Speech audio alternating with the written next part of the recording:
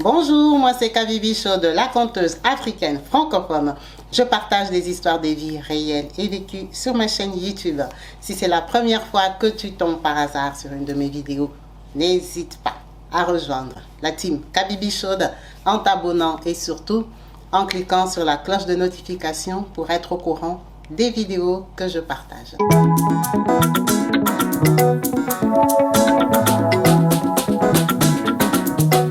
Partout dans le monde, sans exception, abonnez-vous sur la chaîne YouTube Kabibi Show TV.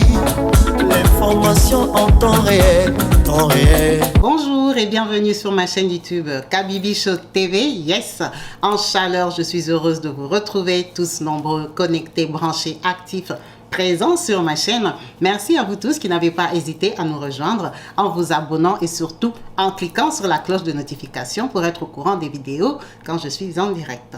Comme vous savez, ici c'est une chaîne où nous partageons des histoires de vie, des expériences. N'hésitez donc pas à me contacter sur mon numéro WhatsApp qui s'affiche au bas des vidéos. Merci à vous tous qui n'hésitez pas à jouer le jeu en partageant vos commentaires délicatement écrits dans le respect au bas des vidéos. C'est très encourageant de savoir que quand on partage son histoire et qu'elle touche les personnes et leur sensibilité qui se donnent la peine de commenter. Merci à vous tous. Aujourd'hui, nous allons parler d'une histoire forte que j'ai estimée importante à partager parce que c'est une situation qui arrive à plusieurs personnes. C'est pour éveiller une personne dans le coin du monde et lui dire qu'il y a des gens qui ont vécu pire que ça. Nous allons parler de notre sœur Edith qui nous a contactés depuis le Malawi. Alors s'il y a les mamans, les papas du Malawi ici, bonjour. Aujourd'hui, c'est une histoire qui vient de chez vous. Edith nous raconte son histoire pour qu'on en tire une leçon et une expérience.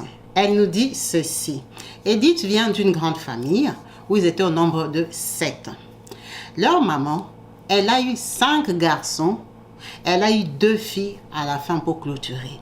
Ça veut dire que c'était une dame qui a accouché jusqu'à 5 garçons. Ça l'a saoulée. Elle commençait à chercher une fille et Dieu lui a fait grâce. Elle a eu Edith et sa sœur. Ça veut dire que ces 2 filles-là étaient gâtées. Leur maman était très attentionnée. C'était une fille hyper protégée. Déjà par ses frères, ils avaient beaucoup d'affection pour leur petite sœur. En sachant que Edith est la plus grande des 2. Donc Edith est l'avant-dernière des 7. Elle a très bien grandi, dans un bon cadre, dans une famille stable. Elle a été scolarisée sans problème, dans des bonnes conditions. Un papa qui s'en sortait pas mal dans la ville de Blantyre. Quand Edith grandit, elle décide de faire des études supérieures après son baccalauréat. Elle va à l'université et elle veut faire... Quand elle terminait les cours, comme font plusieurs étudiants, elle sortait des cours avec ses camarades. Ils allaient se promener en ville. Parfois, c'est pour boire un coca. Parfois, c'est pour aller juste se balader dans les magasins. Parfois. Donc, elles avaient développé l'habitude d'aller faire les lèche-vitrines. Avec une copine, elles ont découvert une boutique. Elles ont découvert une boutique où on vendait des produits cosmétiques. Elles ont beaucoup aimé parce que déjà, c'était beau, c'était vitré, c'était moderne. Vous voyez un peu les jolies boutiques à l'époque. C'est comme ça qu'elles vont s'intéresser là-bas. Les vendeuses sont très gentilles, ils leur expliquent des produits. Ce sont des produits qui sont fabriqués ici même au Malawi. Patati patata. Ah bon, des bons produits. Oui, ça arrange la peau, ça c'est aloe vera, ça c'est patati, ça c'est patata. Ok. Donc les filles achètent. Quand elles vont essayer les produits, pour elle, personnellement, elle dit que ça lui avait plu. Ça lui avait adouci la peau. En tout cas, elle avait aimé. Elle voulait en faire sa crème régulière. Ça veut dire que Edith a commencé à fréquenter cette boutique-là tous les mois parce qu'elle n'achetait pas en grande quantité. Elle achetait sa crème de peau tous les mois. En allant là-bas, elle a commencé à sympathiser avec la fille, poser des questions. Vous voyez, quand vous fréquentez une boutique, vous êtes assez curieuse. La boutique appartient à qui? C'est qui les patrons? Et tout. C'est comme ça qu'un jour... Elle est dans la boutique, c'est le soir parce qu'elle finissent les cours tard. Elle est dans la boutique, c'est autour des 17h30. Elle voit quelqu'un qui entre et la vendeuse lui dit « Ah, regarde, c'est notre patron ». Elle lui dit bonjour, il dit bonjour mesdemoiselles, bonjour, vous allez bien? Oui, ça va. La vendeuse lui présente, elle dit non, ça ce sont des étudiantes qui viennent souvent s'approvisionner ici. Elles sont plusieurs vraiment, comme c'est leur passage là quand elles descendent du campus là. En tout cas, ce sont des clientes assez régulières. Souvent, elles veulent savoir c'est à qui la boutique parce qu'à chaque fois qu'elles viennent, c'est comme ça que ce monsieur-là se rapproche. Il s'appelle Peter. Il se présente. Il leur dit que lui, il travaille dans une société de fabrication des produits cosmétiques. C'est pour ça que cette marque-là, qu'elles aimaient, cette marque locale-là, fabriquée là-bas, Ça faisait partie des produits que leur société fabriquait. En tout cas, ils ont bien échangé, ils ont bien discuté. Il leur a demandé, elle faisait quoi à l'université. Elle n'était pas seule. Sa copine a dit, moi, j'ai fait le droit, et moi, j'ai fait ceci. Elle a dit que moi, je faisais la comptabilité. En tout cas, enchantée. N'hésitez pas, prenez ma carte. Voilà, il a donné la carte à tout le monde. Prenez ma carte au cas de besoin ou une commande spéciale, on ne sait jamais. Vous pouvez toujours me contacter. En tout cas, merci pour le soutien à la boutique. Elle dit, c'est comme ça qu'elle, personnellement, elle a rappelé le monsieur. Là, par contre, elle n'a pas été claire pourquoi elle a dit qu'elle avait rappelé le monsieur. Lui, il n'avait pas pris leur numéro. C'est elle qui avait pris son numéro. Bon, on laisse ça comme ça. Elle a rappelé le monsieur. Quand elle a rappelé, ils ont bien discuté. Elle est passée à la boutique. On va dire 4 jours après leur rencontre. Elle a vu à la boutique parce que ce monsieur-là, il pouvait venir que le soir après son boulot. Donc, elle fait connaissance avec lui, une connaissance approfondie. Le monsieur, bien sûr, qui l'invite à boire un verre. Quand il a rencontré Edith, Edith avait 21 ans. Ce monsieur-là, à l'époque, il avait déjà autour de 34 ans par là. Il était beaucoup plus âgé qu'elle. Elle était peut-être tentée ou il avait plu. On ne sait pas, c'était peut-être un bon tonton tout frais. Mais Edith reconnaît que c'est elle qui l'avait appelé. Ils sont sortis, ils ont commencé à sortir, aller boire des verres. Comme vous pouvez bien imaginer la suite, le monsieur s'est intéressé à elle. Elle a accepté, c'est devenu son copain. Donc, Peter lui a bien expliqué que cette boutique-là, en fait, ils étaient associés. Et en plus, ils étaient 3 associés dans la boutique. Il y avait un associé qui travaillait avec lui dans la maison mère où on fabriquait les produits. Et il y avait une 3e personne qui n'avait rien à voir avec leur travail. Donc, elle était au courant. Ça veut dire que c'était une boutique où ils gagnaient de l'argent supplémentaire en dehors de leur salaire. Peter avait des moyens, vu qu'il avait 2 boulots officiellement. En tout cas, ça s'est passé très bien. Elle est sortie avec lui comme ça jusqu'à ce qu'elle a terminé. Elle a fini ses études à 23 ans. Donc, quand elle termine, ses parents sont contents. Bon, les rumeurs déjà dans la ville qu'elle sort avec Peter, on la voit, elle monte et descend avec lui. Donc, ça s'est confirmé que c'était sa copine. Mais par contre, à force de sortir avec lui, elle a commencé à remarquer que c'était un homme un peu trop sollicité ou lui, il sollicitait un peu beaucoup de filles. Mais quand un homme n'est pas marié, on peut le lui attribuer parce qu'il n'a personne qui l'a fait asseoir. Elle dit, elle savait que c'est quelqu'un qui avait un large réseau quand même. Il avait un large réseau là-bas dans leur ville, mais il aimait bien. Ils se sont fréquentés comme ça. Il a décidé de la prendre en mariage. En tout cas, parmi toutes les filles qu'il connaissait, il a aimé Edith. Il est parti dans sa famille, il s'est présenté, tout le monde était d'accord. Les parents avaient vu que le monsieur était beaucoup plus âgé, mais il était posé, il était stable dans la vie. En tout cas, il était déjà dans la vie active.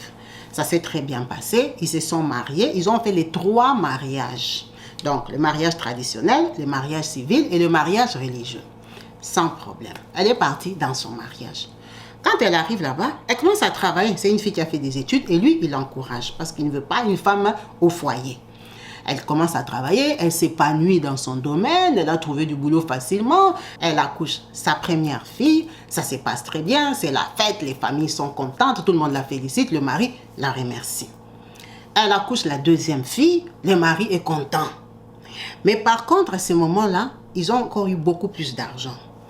Donc, elle a l'impression que son mari commence à la tromper. Ça, c'est elle qui dit. Elle avait eu cette impression-là, mais n'avait pas de preuves. Elle commence à stresser dans le mariage. Elle commence à tout faire pour garder l'homme à la maison. Ça veut dire que Edith donne beaucoup d'amour à son mari. Quand une femme est dans le processus de « je vais te retenir », c'est une femme qui devient très attentive, qui est là pour toi, qui s'embellit, qui fait tout pour te garder. Elle s'est beaucoup concentrée sur lui et elle dit qu'elle a développé un amour fou pour son mari. Elle dit c'est quand j'étais mariée avec lui que je l'ai aimé plus qu'avant qu'il m'épouse. J'ai paniqué un peu, j'avais peur. Parce que je me souvenais que quand on sortait ensemble avant qu'il m'épouse, il m'est trompé, il avait un grand réseau de filles. Mais moi j'étais beaucoup plus jeune que lui. Je lui faisais les enfants. Et j'avais l'impression qu'il me faufilait un peu et me mentait. Donc j'ai commencé à tellement stresser pour le retenir que j'ai commencé à trop l'aimer. Je suis devenue un peu possessive. Je voulais lui donner tout ce qui peut lui faire plaisir. Le meilleur, lui montrer que je suis ta femme, que c'est moi, que moi vraiment reste là. Donc elle est tombée enceinte du 3e enfant. Quand elle accouche comme ça, c'est une fille, elle a stressé. Elle-même, elle a stressé sans que le mari lui pose des problèmes. Elle s'est dit, moi maintenant je suis venue dans le mariage, je commence à faire que des filles. Il n'y a même pas un garçon qui peut lui ressembler. dans lequel il va se retrouver, se référer. Elle a commencé à stresser elle-même. Lui, il ne lui a rien demandé. Elle dit, plus elle avait des filles, plus ça devenait obsessionnel. Elle se disait qu'il peut me quitter même peut-être parce que je n'ai pas de garçons. Elle a commencé à se faire des films pendant qu'elle travaillait. Il travaillait, il s'occupait très bien d'elle. Effectivement, après son 3e enfant, elle a découvert qu'il l'a trompé. Il a trompé avec des jeunes filles de l'université et tout ça. Parce qu'elle, elle a accouché, elle prenait aussi de l'âge. Ça, là, elle n'avait même pas encore 30 ans. Elle a un peu arrêté d'accoucher. Elle s'est focalisée sur lui. Commencer à le suivre, maigrir, s'embellir, faire tout, décaper même. Elle a dit, elle a tout fait comme ça. Le mari était là, il ne la quittait pas, mais les enfants ont grandi. Ça veut dire que ces 3 premiers enfants ont une différence de 2 ans. Entre le 3e et la 4e fille qu'elle a accouchée, il y a une différence de 5 ans. Quand elle est venue accoucher encore, à sa grosse déception, c'était encore une fille. Elle dit, là alors j'étais bien découragée. J'étais découragée, j'ai sombré en dépression, toute seule. Lui, maintenant, il ne me supportait plus parce qu'il ne comprenait pas pourquoi je me comportais comme ça. J'avais maintenant plus peur. Je me disais, il va aller faire un garçon dehors. Il va aller faire... Donc, j'ai commencé à stresser. Tellement que j'ai stressé, il a commencé à ressentir ça. Ça a commencé à nous créer des problèmes. Ça ne nous créait pas des problèmes parce que j'étais stressée. Ça nous créait des problèmes parce qu'il m'est trompé. Il m'est trompé et moi, j'étais mal dans ma peau parce que j'avais l'impression que je n'assumais pas. Les problèmes ont commencé dans le ménage et tout ça ne va pas, tu me trompes, tu vois ailleurs, tu fais n'importe quoi. J'ai commencé à piquer des crises de jalousie, appeler ses copines, il me calmait et tout ça. En tout cas, ça s'est très mal passé parce que dans les disputes, il y a des écarts de langage. On s'est dit des vérités, des cruautés, des trucs. Vraiment, à un moment, c'était devenu impossible, surtout dans ma tête à moi, parce que je vous dis que j'avais développé un grand amour pour lui. À un moment, il m'a dit qu'il n'en pouvait plus, qu'il préférait prendre un peu de distance. J'ai dit, un peu de distance, ça veut dire quoi? Donc, tu veux divorcer? Il a dit non, il ne veut pas divorcer, il veut me laisser un peu d'espace. Hein? Il a besoin d'un peu d'espace lui-même aussi pour respirer, parce qu'à cette allure-là, lui, il n'en peut plus. Il n'en peut plus, je lui fous trop la pression, je suis trop dans ses pattes, je me fais des films et tout, même s'il me trompe, mais il ne me trompe pas comme moi j'ai dit, comme j'imagine, vous voyez. Il a avancé plein de raisons, il est parti. Quand il part, moi, je sais qu'on n'a pas divorcé. On a pris de la distance. Parce que mon mari, quand même, il s'est retrouvé. Il avait un bon travail. Quand on prend la distance là, il prend un petit appartement. Genre vraiment la distance pour qu'on se repose. Il vient à la maison tout le temps. Il est à la maison. Le soir, il vient, il mange, il part et tout ça. Il y a des jours, il ne vient pas. Des choses comme ça. Mais en tout cas, on s'entend bien. Il me dit, repose-toi, souffle, calme-toi, reprends confiance en toi et tout. À ma grande surprise, les jours où il ne vient pas, il avait une copine. Et le comble, c'est quoi? Et que la copine là, c'était une fille que je connaissais. Une fille que j'avais rencontrée dans mon milieu du travail. Il a commencé à sortir avec cette fille-là et ça m'a fait paniquer. Parce que cette fille-là, elle avait 2 garçons. 2 garçons et moi j'avais des filles. Je me suis dit, imagine s'il fait un enfant à cette fille-là et que c'était un garçon. Donc j'ai commencé à lui foutre la pression pour cette fille-là, pour qu'il arrête avec elle. Et lui, ça l'a énervé. C'est comme si je l'ai poussé dans les bras de cette fille. Il a senti que j'avais trop peur de cette relation-là. En fait, aujourd'hui, je ne peux pas dire que j'avais trop peur. C'est comme si j'avais un pressentiment. Et effectivement, la fille est tombée enceinte de lui et elle lui a fait un garçon. Ça m'a anéanti. Ça m'a donné un sentiment de défaite. Peter, c'était mon mari. On n'était pas divorcés. Il a dit qu'on prend un peu de distance pour que moi je me calme. Et lui, il en profite pour aller faire un enfant. Donc, j'ai piqué encore des crises. J'ai commencé à aller suivre cette fille-là, surtout que je la connaissais. Elle avait aussi un enfant. Elle me disait, qu'est-ce que tu veux que je fasse? Maintenant, j'ai son enfant. Et tout ça, on est à égalité. J'ai dit, on n'est pas à égalité. Moi, je suis sa femme. OK? Donc, c'est passé comme ça. C'est resté 1 an, tellement qu'il y avait des problèmes. Je lui ai dit, tu rentres à la maison et tout ça. Il m'a dit qu'il n'allait pas rentrer parce que moi, je n'étais pas calme. En fait, j'étais mariée et lui, il habitait à côté. Il habitait à côté parce que même sa famille l'encourageait à faire ça. Il disait que moi, j'étais possessive, j'étais emmerdante, que je l'empêchais à travailler, je lui cassais la tête, tout allait mal. Bref, tout le monde, je peux dire, était d'accord qu'il a habité là-bas. Et ça m'a blessée. Ça m'a blessée terriblement parce que mes frères ont des femmes. Et je voyais comment mes frères traitaient leurs femmes. Et moi, j'avais l'impression que je ne recevais rien de mon mari. Après, j'apprends qu'il a fait un 2e enfant. avec cette fille-là, ça m'a anéanti. Je lui ai dit, ok, comme tu commences à faire des enfants dehors, je crois que tu as trouvé une autre femme. Je veux qu'on divorce. Ça, c'est moi qui ai demandé.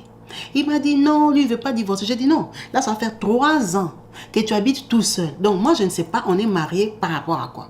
Parce que toi, tu habites là-bas, tu viens ici, tu t'amuses un peu avec moi, avec les enfants, et puis tu pars. Donc, en fait, je ne comprends pas notre relation. On est en concubinage, on est... Comme maintenant, toi, tu fais les enfants là-bas, et que la fille me dit que moi et elle, nous sommes à égalité, c'est mieux qu'on divorce, comme ça, tu restes libre. On sera vraiment à égalité avec elle. En tout cas, j'avais fait beaucoup de bruit, beaucoup de pression dans la famille. Finalement, il a accepté. Il m'a dit que j'avais un gros problème et tout ça. Il ne pouvait pas supporter de rentrer à la maison. En fait, ses intentions, ce n'était de jamais rentrer chez moi. On a fait la procédure de divorce. On a divorcé. Je suis restée avec les 4 enfants. Mais malgré qu'on avait divorcé sur les papiers, il venait à la maison. Il aimait beaucoup les filles. Il venait à la maison, on sortait. Parfois, tu nous vois en famille, mais on est déjà divorcés. Ok, le temps est passé. On est resté comme ça presque 5 ans. Après, qu'est-ce qui s'est passé?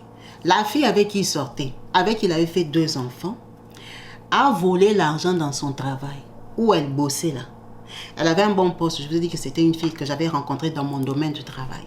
Elle a volé dans l'argent, elle a fait un coup. Elle a fui en Europe. Elle a fui en Europe avec ses 4 enfants. Ses 2 enfants qu'elle a eu avant et les 2 enfants qu'elle a eu avec mon mari. Elle a fui, elle est partie en Angleterre. Elle a abandonné mon mari. Peter se retrouve perdu, désemparé, la honte. Dans toute la ville, les gens savaient qu'il sortait avec elle. Nous, on était comme 2 femmes et tout ça officiel. Parce que moi, il se promenait avec moi, avec les enfants et tout ça. Ça l'a vraiment perturbé. Donc, quand j'ai appris ça, moi, j'ai appris ça au niveau du travail et tout ça. Ça avait fait un boom dans notre ville et cette société-là. Ils avaient fui, en fait, ils étaient 2 ou 3 dans leur compagnie. Ils avaient fait un grand coup. Je lui ai dit, tu vois comment Dieu t'a confondu. Tu as voulu me faire du mal. Tu m'as laissé. Tu allais faire confiance à une femme qui t'a fouillé avec tes 2 garçons. Les enfants que tu cherchais. Je lui ai dit, mais moi, je ne t'ai jamais dit que je cherchais des garçons. C'est toi qui as formaté dans ta tête que moi, je cherchais des garçons. En tout cas, je me suis bien moquée de lui. Mais comme je vous ai dit que je l'aimais beaucoup, c'est comme si on m'avait laissé le terrain vide. J'ai recommencé maintenant encore à l'aduler, à le flatter, à lui demander de revenir et tout ça. Il a accepté. Ça veut dire que mon mari et moi, on s'est séparés comme ça pendant 6 ans. Il était parti de la maison pendant 6 ans. Après, il est revenu. Quand il est revenu, on était déjà divorcés. Donc, la personne pour laquelle on avait divorcé nous avait laissé le terrain. Il revient à la maison, il me dit qu'on déménage. Qu'on repart sur des nouvelles bases, qu'on déménage. On a déménagé, on a changé de maison. Il a réaménagé, nouvelle vie. Quand il revient, on décide de faire un enfant. Donc, je me renseigne un peu chez les gens, comment on fait pour avoir un garçon. Les gens me donnent des techniques, on fait comme ça, on fait comme ça. Bref, en tout cas, je me concentre, je vais chez les gynécologues. Je dis, docteur, moi, je veux un garçon. Il dit, madame, c'est Dieu qui donne des enfants. Moi, comment je vais faire que vous ayez un garçon et tout ça. Bref, notre sœur s'est bien débrouillée pour avoir des garçons. Elle est tombée enceinte. Normalement. Elle a dit, elle a pris tellement de traitements, tellement de bois ceci, bois cela, tels médicaments, ça va te stimuler, et les hormones, et comme si tu auras plus de garçons. Bref, elle a dit, les gens te racontent n'importe quoi, mais quand même, elle avait fait des efforts pour tomber enceinte.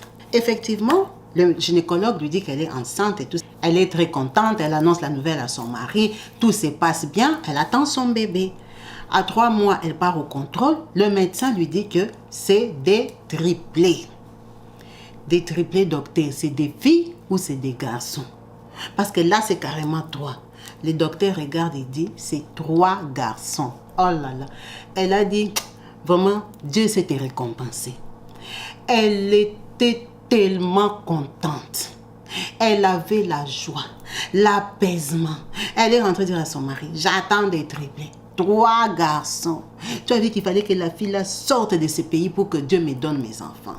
Pour qu'elle m'ouvre la voie. Dieu m'a béni avec les garçons. Tellement que j'en avais souffert. J'étais stressée moi-même. J'étais frustrée. Je voulais des garçons. Et j'ai été enceinte de 3 d'un coup. Franchement, c'est une grossesse que j'ai beaucoup cajolée. Que j'ai bien gardée. Que vraiment, j'ai protégé. Je disais mes enfants. J'ai évolué comme ça.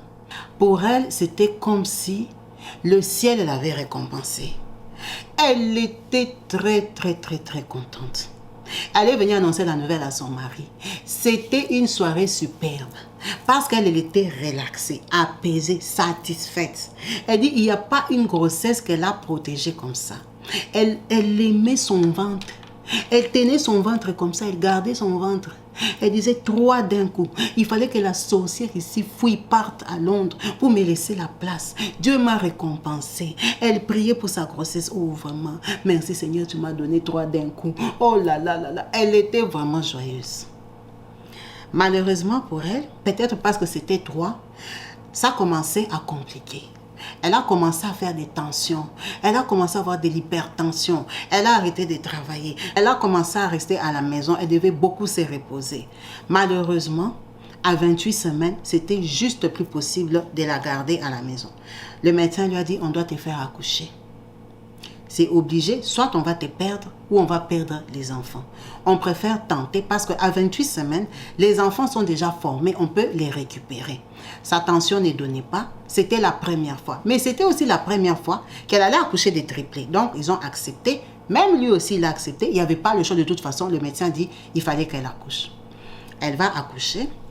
Elle a accouché d'un garçon qui s'appelle Lenny, 1,2 kg.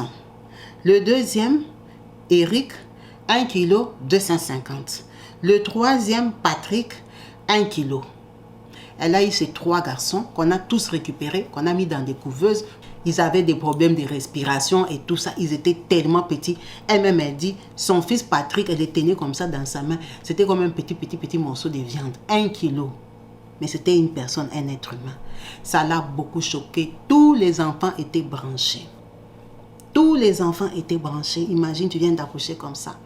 Tu termines, tu rentres à la maison seul. Son fils Lenny et Eric, qui étaient un peu plus de 1 kg, ils ont fait 58 jours à l'hôpital. Donc, ça veut dire 2 mois. On lui a donné ses enfants après 2 mois. Le troisième, Patrick, il a fait 90 jours à l'hôpital. Donc, finalement, on va dire qu'elle a récupéré tous ses 3 enfants. Comme ils avaient des moyens, en tout cas, ils avaient aménagé déjà la chambre, ils ont mis les 3 berceaux et tout ça. Ils savaient qu'ils allaient avoir beaucoup d'enfants.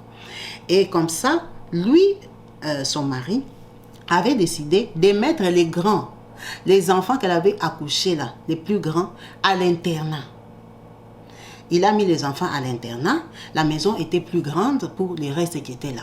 Donc, on n'a gardé qu'une fille. La fille que j'ai accouchée avec intervalle de 5 ans. C'est ma fille là qui restait à la maison. Quand j'ai accouché mes bébés, ma fille là, elle avait déjà 8 ans. Donc, je rentre à la maison, il n'y a qu'un seul enfant qui est déjà grand, hein, on va dire comme ça. Avec les 3 bébés, les autres ils viennent que le week-end et tout ça, ça m'a allégé, ça m'a arrangé. L'internat dans lequel il partait, c'était un très bon internat de qualité, bien renommé dans la ville. Il n'y avait vraiment pas de soucis, les enfants venaient le week-end. On était heureux, les enfants en tout cas, tout le monde tremblait, les enfants qui ont traîné à l'hôpital, j'étais contente, les enfants étaient bien nommés. Lui-même, il a donné les noms de son père, de son oncle, de son patati, tu vois vraiment la joie dans la maison. Toute la période que mes enfants étaient à l'hôpital et que moi j'étais rentrée, non, je me sentais mal. J'ai pleuré les soirs, j'ai prié, Seigneur, protège mes enfants, que mes enfants ne meurent pas. J'ai cherché les garçons toute ma vie. Tu me donnes 3 garçons, je rentre à la maison seule. C'est comme si je suis allée accoucher, les enfants sont morts. Ça c'est quoi? Préserve mes enfants, je veux mes garçons, vraiment mes garçons. Tu m'as donné mes garçons. Elle a fait toutes ces prières-là. Vraiment, quand ils sont venus à la maison, c'était une grosse victoire pour elle parce que c'est une croyante, c'est une pratiquante. Les enfants commencent à évoluer, les enfants commencent à grossir, 9 mois, 1 an et tout ça. Dans la joie à la maison, à un moment, on commence à lui dire que mais, tes enfants ont un retard pour marcher. Mais les enfants rampaient. Là, c'est les enfants ont déjà les 17 mois, ils commencent à aller vers 2 ans. Les gens qui ont beaucoup d'enfants, des garçons, commencent à me dire que tes garçons ont les pieds lourds, hein? Ils ne marchent pas et tout ça. Il y avait un, Lenny, celui qui avait 1,2 kg, lui qui se débrouillait un peu pour marcher. Mais les autres là, ils ne marchaient pas. Mes fils ont eu du mal à marcher, je t'ai dit que ça commençait même à me stresser. On va dire que tous mes fils ont marché à 2 ans. Donc à 2 ans, donc ils ont marché vers 24 mois, 23 mois et demi là, avant les 2 ans qu'ils ont marché. J'étais très apaisée parce que ça m'avait foutu un stress. Il n'y avait pas de soucis. Les enfants ont évolué sans problème. En Afrique, on n'a pas l'habitude d'aller chez des pédiatres, chez des tout ça. On part chez eux quand il y a des vaccins ou les enfants sont malades. J'avais déjà eu beaucoup d'accouchements. Je savais m'occuper des bébés. Sans souci. À 2 ans, moi je dis que je vais bientôt reprendre le boulot. Ça veut dire qu'il faut qu'on trouve une crèche. Comme ça, moi, je peux commencer à travailler quand ils ont 2 ans et demi à la rentrée de septembre. On a trouvé une crèche et tout et tout. On a commencé à aller laisser les enfants là-bas avant que je commence le travail pour qu'ils s'habituent. C'est quand même 3 enfants et c'était lourd pour moi, c'était costaud, malgré que j'avais une femme de ménage. Les enfants commencent à les entraîner et tout. Un jour, on me rappelle de la crèche. Oh madame, il faut que vous veniez prendre votre fils Patrick. Mon fils Patrick, c'est celui qui avait fait 90 jours à l'hôpital. Je dis pourquoi? Oh non, Patrick, on n'a pas compris, il marchait, après il est tombé. Comment ça il est tombé? Oh, il est tombé, mais un enfant peut tomber. Non, il est tombé, genre, on ne l'a pas poussé, rien du tout. Il est tombé, il est tombé évanoui. Oh non, il n'est pas tombé évanoui. Je suis partie vite récupérer mon enfant. Je l'ai pris, je l'ai amené chez les pédiatres, parce que c'est un enfant. Je dis, c'est quoi l'enfant comme ça est tombé? C'est comme ça qu'on arrive chez les pédiatres. Les pédiatres les disent, allez, viens Patrick, essaye de marcher. Patrick vient enjamber comme ça, boum, il tombe. Oh oh, le pédiatre a dit, ça c'est grave. L'enfant tombe comme ça à l'occasion de rien. On doit faire les examens. Les pédiatres commencent à faire... Le pédiatre panique. Le pédiatre me demande d'aller faire des examens approfondis. C'est comme ça qu'on m'envoie chez un neurologue pour faire des examens de neurologie. On m'envoie là-bas. Je vais faire les examens que le pédiatre m'a ordonné. Donc il fait. Après il me dit, mais madame, il y a un souci. Je dis, un souci de quoi? Oh non, les résultats comme ils apparaissent et tout ça. Moi j'ai l'impression que votre enfant est autiste. Je dis, pardon? Il me dit, oui, votre enfant est autiste. C'est qu'on a détecté, parce qu'on a fait plein des examens, vraiment, le pédiatre avait écrit. Je dis, autiste, comment ça encore? On dit, oui, votre enfant est autiste, les résultats ne sont pas bons, c'est des enfants qu'on doit commencer à observer, vous en avez 3 apparemment, parce que quand je vois dans votre dossier médical, apparemment, ce sont des triplés, vous avez, je dis, oui, mais il y a que lui qui a des problèmes, les autres n'ont pas de problèmes. Il dit, non, ils n'ont pas de problèmes, mais ce serait mieux qu'on teste tous les enfants. J'ai eu peur, j'ai eu mal au cœur. Je suis rentrée expliquer à mon mari. Il m'a dit, c'est quoi ça encore? Je dis, je ne sais pas. C'est ce qu'eux, ils ont dit. Il a dit, mais les enfants sont normaux. Je dis, mais les enfants sont normaux, mais c'est ce que les médecins m'ont dit. On a payé l'argent. On est parti tester tous les 3 enfants. Même résultat. Le médecin nous dit que ce sont des autistes. Mais comment ils sont devenus des autistes? Ils étaient normaux. Oh, ils sont des autistes. En tout cas, quand on fait les examens, quand on regarde le comportement, quand on regarde, ça donne que vos enfants, c'est des autistes. C'est pour ça que vos enfants ne parlent pas. Je dis, mais ils ont 2 ans, c'est normal. Je dis, non, madame. À 2 ans, les enfants disent déjà papa, disent déjà des petits mots. Il y a des enfants qui parlent déjà correctement à 2 ans. Comment vous pouvez dire que vos enfants ne parlent pas? À plus de 2 ans, ils ne disent rien. Vous avez quand même des enfants dans la maison. Vous savez, je dis, non. J'ai des enfants, mais ce sont des filles. Les garçons, apparemment, ils évoluent doucement. Ils ne grandissent pas vite comme les filles. Ils ne se développent pas comme les filles. La preuve est qu'ils ont marché à 2 ans. Mais moi, mes filles, j'ai même une fille qui a marché à 11 mois. Une fille qui a marché à 13 mois. Donc, à 2 ans, c'était déjà beaucoup. Ces enfants qui se développent doucement. Il dit, mais justement, madame, c'est parce que ce sont des autistes. Je n'arrivais même pas à prononcer le mot là, autiste. Ça m'a stressé. Ça a stressé mon mari. Donc moi déjà à la base, comme j'étais habituée à être stressée, le stress est revenu froid. L'amour des enfants s'est volatilisé. Ça m'a donné la fatigue et la déception. J'ai commencé à dire, ça c'est la vérité ou c'est une blague? Je suis rentrée, j'ai commencé à regarder les enfants. J'ai commencé à les trouver bizarres. J'ai commencé à regarder les maris. J'ai dit, j'ai fait 3 enfants autistes à ces maris ici, c'est quoi? On a commencé à observer les enfants. Les enfants n'ont pas parlé jusqu'à 3 ans et demi. Les enfants étaient insupportables à l'école. On les a chassés de la crèche, j'ai arrêté le boulot. À la maison, ça n'allait plus. Les enfants ont développé vraiment toutes les caractéristiques des enfants autistes. Le problème, c'est quoi? Pour aller voir un spécialiste, même un thérapeute, pour un enfant, un rendez-vous, c'est 60 €. 60 € pour voir un spécialiste. Normalement, c'était recommandé 40 heures par semaine par enfant. En sachant que dans la ville de Blantyre, il n'y a que 5 spécialistes. Et les 5 là, déjà, il faut qu'ils te donnent les rendez-vous. Et l'heure, c'était 60 €. Et moi, j'en avais 3. C'est pas comme si j'avais un que tu peux payer 60. Non, j'en avais 3. Donc, un rendez-vous, 180 €. Maintenant, est-ce qu'ils pouvaient faire le nombre d'heures là pour voir les spécialistes? Non, impossible. Ça veut dire que les enfants ne pouvaient pas être scolarisés correctement parce qu'il n'y avait pas de suivi. Quelle école allait prendre tes enfants? Quand on trouvait des petites structures, on pouvait les prendre que 2 heures du temps le matin, 4 heures du temps le matin. Le reste là, c'était pas possible. Déjà, des écoles spécialisées acceptaient de prendre 3 enfants qui sont frères. C'était compliqué. La galère a commencé. Le stress s'est réinstallé. La peur et la panique de perdre mon mari. Donc, j'ai craqué. Quand j'ai craqué, évidemment, qu'est-ce qu'il a fait? Il m'a dit qu'il ne pouvait plus rester avec moi. Parce que je lui foutais la pression. Déjà, il était déçu du résultat des enfants. Les autres, là, ils étaient déjà à l'internat, ils étaient déjà bien grands. Ça m'a encore frustré de savoir qu'il était malheureux avec moi. Il m'a dit qu'il voulait partir. Je lui ai dit, maintenant que j'ai 3 enfants autistes, tu veux partir me laisser avec eux? Il m'a dit, oh, c'est toi qui voulais les faire. J'ai dit, mais c'est pas comme si je voulais les faire. Je voulais avoir des enfants avec toi. Parce que tu es mon mari. Il m'a dit, non, on est déjà divorcés. J'ai dit, mais on est divorcés. Mais on est divorcés juste parce que tu t'es parti, on ne s'entendait pas, tu faisais des bêtises. Mais tu sais très bien que je suis ta femme, je suis la maman de tes enfants. Il dit, oui, mais on est divorcés. Donc, je suis libre de partir. J'ai dit, non, là, tu fouilles. Il dit, je ne fouille pas. Si j'habite, c'est chez toi. On est divorcés. J'ai dit, ce n'est pas chez moi parce qu'on a aménagé ensemble. Il dit, mais oui, je te laisse la maison en tant que tu es la maman de mes enfants. Je ne vais pas te foutre dehors avec 3 enfants autistes, c'est égoïste de ma part. Moi, je veux partir parce que tu es invivable. Je peux comprendre que les enfants sont autistes, mais le problème aussi, c'est toi. Le problème, c'est ton comportement. Tu ne digères pas ça. Tu as changé, tu ne te rends pas compte. Tu me fais peur, tu me stresses, tu me fatigues. Donc moi, je ne peux pas vivre déjà la pression des enfants, plus ta pression à toi. Je préfère être en dehors de la maison, qu'on recommence comme on était, parce que quand je suis dehors, tu te calmes un peu. Ça, c'est la réflexion de mon mari.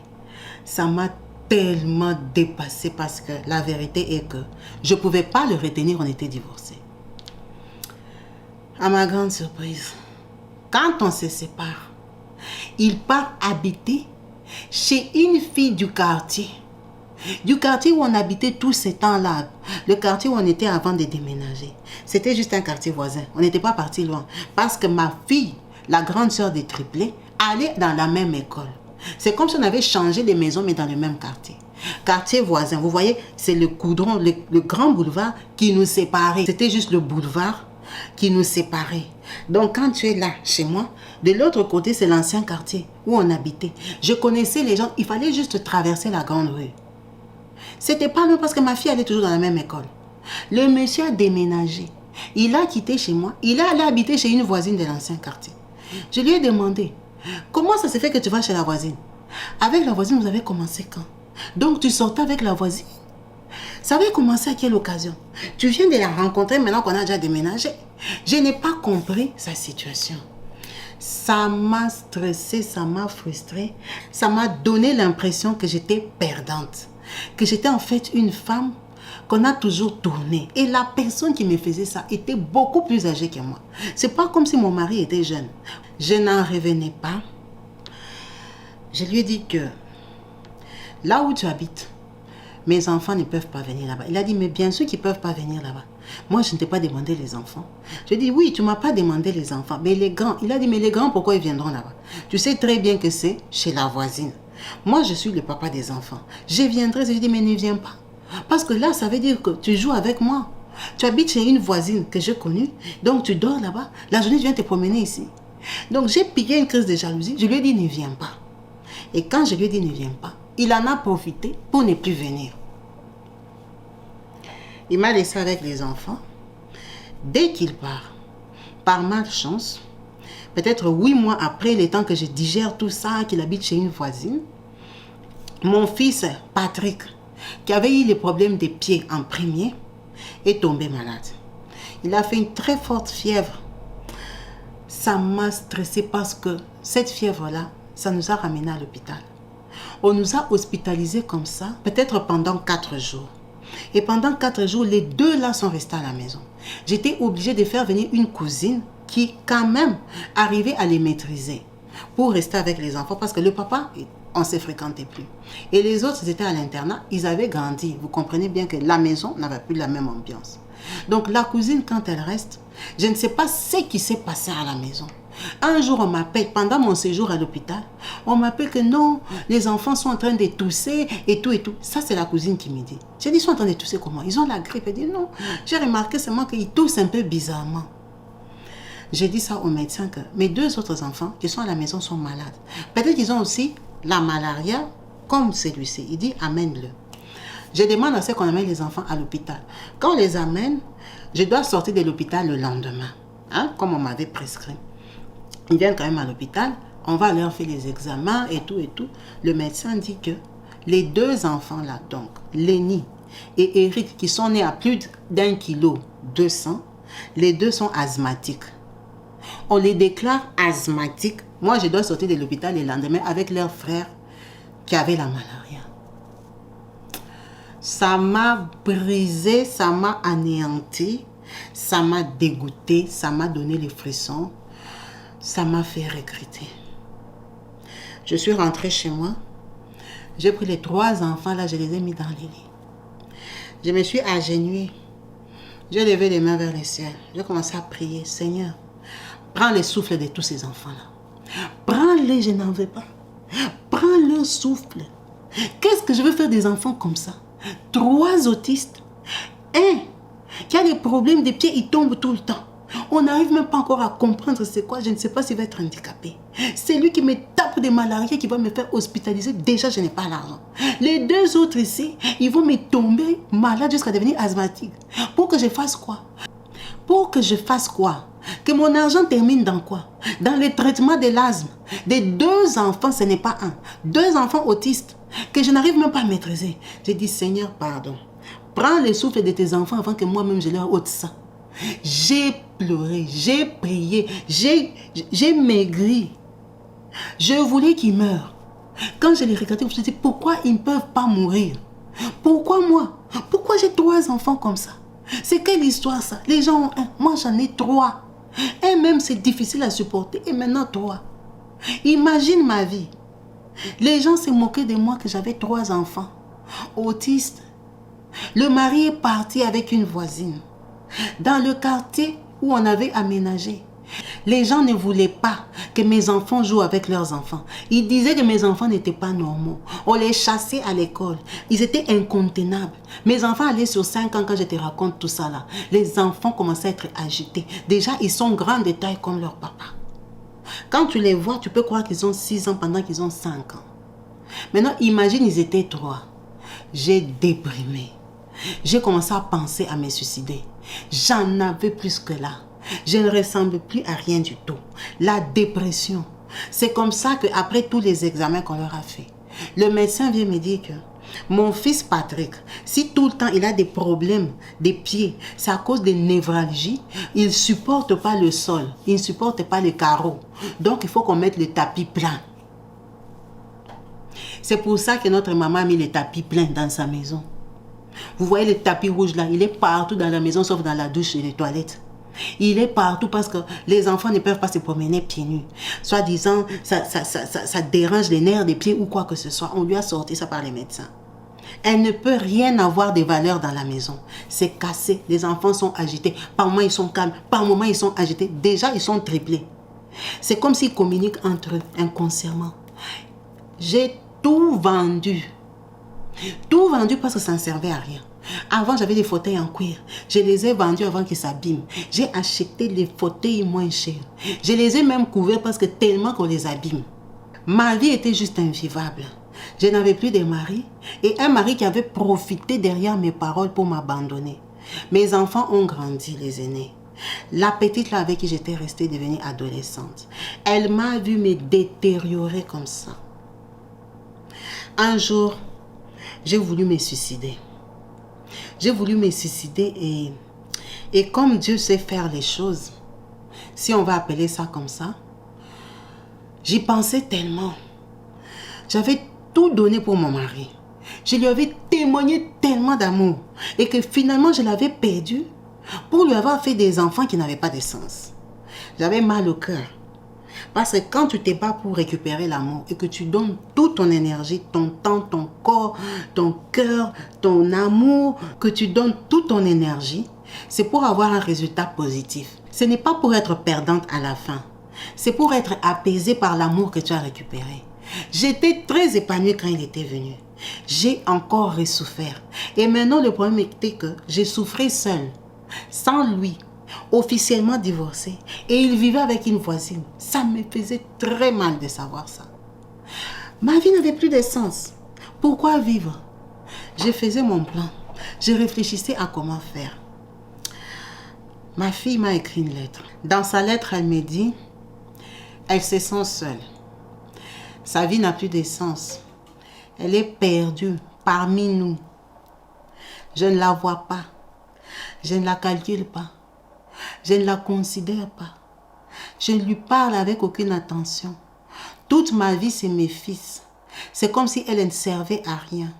Elle était adolescente, elle n'avait ni téléphone, ni crème de peau, cheveux sales et tout ça. C'est comme si elle n'existait pas à mes yeux. Maman, fais un peu attention à moi. J'ai besoin de toi. J'ai besoin de ton amour. J'ai besoin de ton attention. Si mes frères, ça ne va pas, moi, je suis là. Ma fille m'a écrit une lettre. Pendant que moi, je pensais à mettre fin à mes jours. La lettre là, je l'ai lue, relue et relue. Ça m'a réveillée. Je me suis rendu compte que, mais, comment je suis focalisée que sur les 3 ici pendant que j'ai un autre? En fait, j'ai un enfant normal. Je n'en ai même pas un. Les autres là, je ne les calculais même plus dans ma tête. Leurs études, comme c'est leur papa qui payait, il m'avait déchargé de tout ce qui est pris en charge des autres. C'est lui qui donnait l'argent, même pour ma fille qui habitait avec moi. Mais tout l'argent qu'il m'a donné, j'ai finissé ça dans mes autistes. Je les amenais à l'hôpital et j'essayais de payer parce que j'ai cherché la solution. Ça veut dire que ma fille n'avait pas d'habits. Elle était toute sale. C'est quand elle m'a dit ça que je l'ai regardée. Effectivement, elle avait les cheveux sales. Elle faisait 6 mois avec les rastas qu'on a déjà tressés. Ça va pousser jusqu'à ça ne ressemble plus à rien.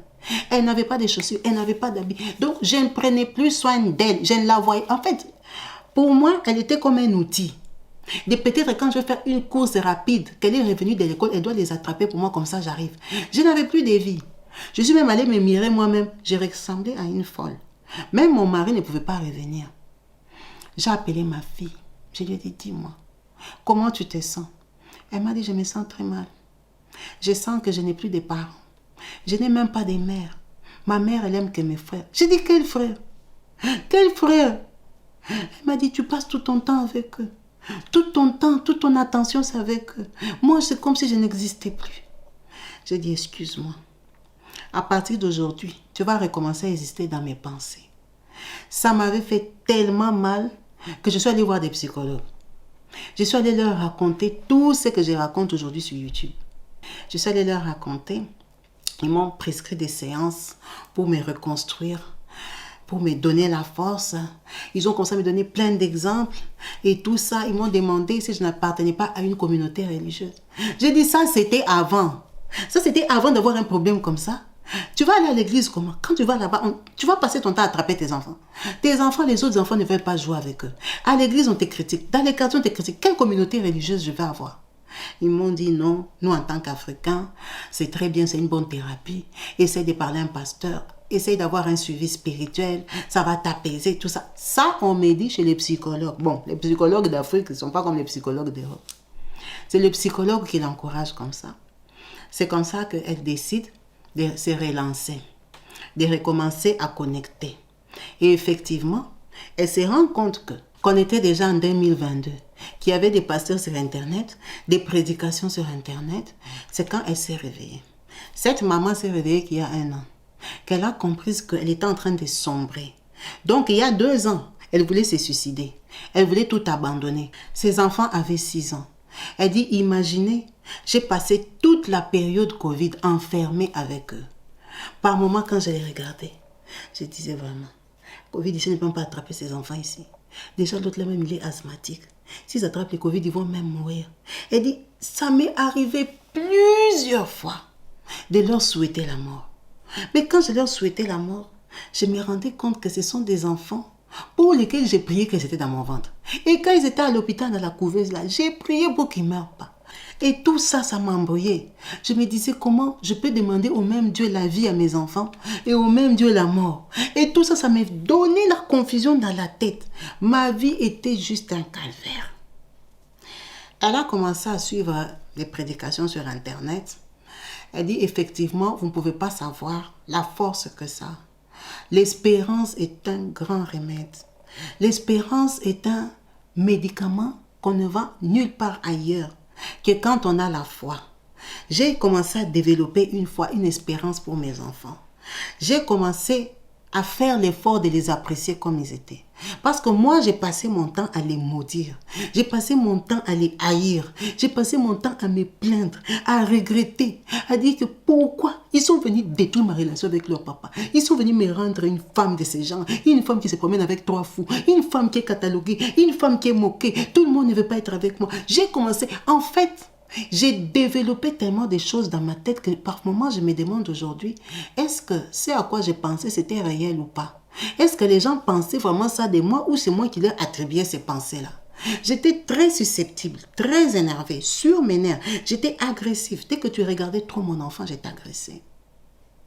Dès que tu faisais un commentaire déplacé ou tu remarquais que mes enfants ne parlaient pas, j'étais agressée. C'était ça ma vie. Ça m'a pris du temps pour me remettre sur pied. Ça m'a pris du temps pour accepter la réalité et apprendre à sourire, apprendre à vivre, apprendre à avoir la paix en moi, apprendre à me dire que je suis heureuse avec eux. J'ai commencé à découvrir leurs différences parce que quand je les regardais, je les voyais tous pareils. J'ai commencé à savoir que celui-ci est plus gai, celui-ci est un peu triste, celui-ci est très agité, celui-ci est calme, celui-ci n'aime pas les problèmes. Et c'est comme ça que dès que moi j'ai eu cet apaisement-là, je me suis donnée maintenant à eux pour les aider à évoluer. J'ai commencé à les éduquer moi-même parce que mes enfants, ils sont presque pas scolarisés. C'est moi qui ai acheté des livres. J'ai commencé à stimuler leur intelligence. J'ai commencé à leur apprendre des phrases, à répéter, à répéter, à répéter. Les 2 premiers qui étaient nés avec 1,250 kg parlent mieux que celui qui est né avec 1 kg. Donc, ça veut dire qu'ils parlent quand même. Je sais qu'ils ne comprennent pas tout ce qu'ils disent, mais ils ont bloqué quand même des phrases. Ces enfants arrivent à parler, à dire quelques mots, à se déplacer dans la maison. Ils ont déjà compris plein de choses. Ils sont devenus vivables, même si par moments, ils piquent des crises. Mais le fait qu'elle soit bien dans sa tête et dans sa peau, elle dit il y a eu l'évolution. Il y a eu l'évolution, c'est pour ça qu'aujourd'hui, elle peut même sourire et faire une vidéo. Elle s'est beaucoup apaisée, elle a compris que c'est juste une réalité de la vie, que ce n'est pas la fin du monde, que cet homme-là, s'il est parti, c'est parce que c'est un lâche. Il a vraiment abandonné avec 3 enfants autistes et que même si elle avait demandé le divorce, il sait que c'était sous pression, c'est parce qu'elle le voulait tellement. Mais quand elle a vraiment eu besoin de lui, il lui a montré qu'il ne peut pas rester avec elle. Et c'est là qu'elle dit que l'amour pour le père de ses enfants est terminé. Elle ne lui a plus jamais donné l'occasion de se mettre avec lui parce que quand il était parti la première fois, il continuait quelquefois à s'accoupler. Elle a dit, il ne s'est plus jamais rien passé. Depuis que j'avais compris qu'il était avec la voisine, c'était vraiment la plus grande blessure qu'il m'avait faite.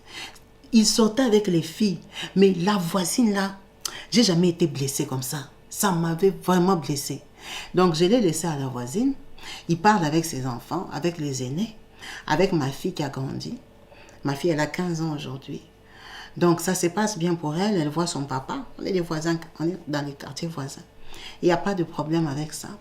Il me donne de l'argent pour les enfants autistes parce qu'il en a. Il s'est déjà bien développé dans son business de boutique. Ils se sont finalement séparés avec ses partenaires. Il a sa propre boutique. Je ne sais pas s'il a donné la gérance à la voisine, mais la voisine passe ses journées dans cette boutique-là. Donc, je suppose qu'ils travaillent ensemble ou elle a mis son argent là-bas. De toute façon, avec moi, on est divorcés depuis longtemps. Donc, c'est l'histoire de notre maman Edith qui a partagé pour donner la force à une femme en lui disant que ce n'est pas la fin du monde. D'avoir des enfants autistes, c'est très dur. C'est très dur à supporter. Elle a eu du mal à prononcer ce mot-là, autiste, parce qu'elle le rejetait. Elle se disait, pas dans ma maison, pas dans ma vie. Mais non, c'était dans sa maison. C'était dans sa vie. Et aujourd'hui, elle a accepté cette vie-là. Elle dit, c'est pas la fin du monde. Elle arrive à être heureuse avec eux. Elle a dit, c'est ça son cadeau aussi. Elle voulait 3 garçons, elle en a eu 3, mais seulement ils sont un peu différents. C'est le partage de Edith qui espère avoir touché une personne quelque part et se rendre compte que si elle a un seul autiste, il faut savoir qu'il y en a d'autres qui en ont eu 3. Alors qu'elle arrête de pleurer, de se plaindre. Ce sont des enfants qui, avec un peu de volonté d'appréciation, tu vas voir qu'ils ont des qualités et ils ont une façon aussi de vivre à laquelle toi tu peux t'accommoder. En vous remerciant d'avoir suivi cette vidéo jusqu'à la fin, n'hésitez pas à laisser vos commentaires et vos points de vue de ce que vous avez pensé de l'histoire de notre sœur Edith qui a partagé avec nous. Merci à vous tous, restez bénis, peace and love chez vous, bye.